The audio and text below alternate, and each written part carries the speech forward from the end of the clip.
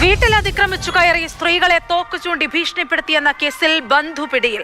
പത്തനംതിട്ട നന്നുവക്കാടുണ്ടായ സംഭവത്തിൽ പൂർണ്ണമയിൽ വിഘ്നേഷ് എന്ന 34-കാരനാണ് അറസ്റ്റിലായത്.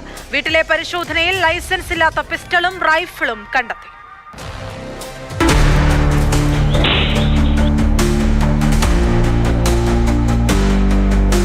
CCTV ക്യാമറകളും കാറിന്റെ ഗ്ലാസും തല്ലിപ്പൊട്ടിച്ചതിന് പോലീസിൽ പരാതി നൽകിയതിനുള്ള വിരോധം. തോക്കുമായി എത്തി കൊല്ലുമെന്ന് ഭീഷണിപ്പെടുത്തി. പ്രായമുള്ള അമ്മയുടെ ശരീരത്തിൽ പഴകിയ ഭക്ഷണ സാധനങ്ങൾ ഇട്ടു. ഇവരുടെ ചെറുമകൾ ധരിച്ചിരുന്ന വസ്ത്രം ശരിയല്ലെന്ന് പറഞ്ഞ് ആക്ഷേപിച്ചു. കഴിഞ്ഞ ദിവസം ഉച്ചയ്ക്ക് 2 മണിയോടെയായിരുന്നു സംഭവം.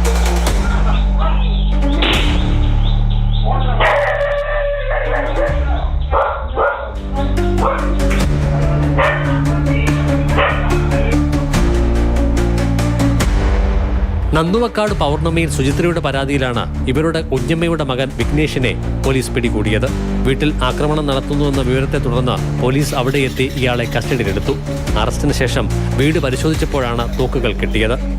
വിഘ്നേഷിന് ഹൈദരാബാദിൽ മൊബൈൽ ഫോൺ കമ്പനിയിൽ ജോലിയായിരുന്നു. സ്വഭാവദൂഷ്യത്തെ തുടർന്ന് പിരിച്ചുവിട്ടു അത്രേ. 1 മാസമായി നാട്ടിലുണ്ട്.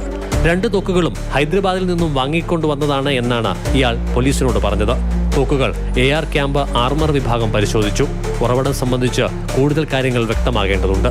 തോക്ക് ഫോറൻസിക് സയൻസ് ലബോറട്ടറിയിൽ പരിശോധനയ്ക്ക് വിധേയമാക്കും.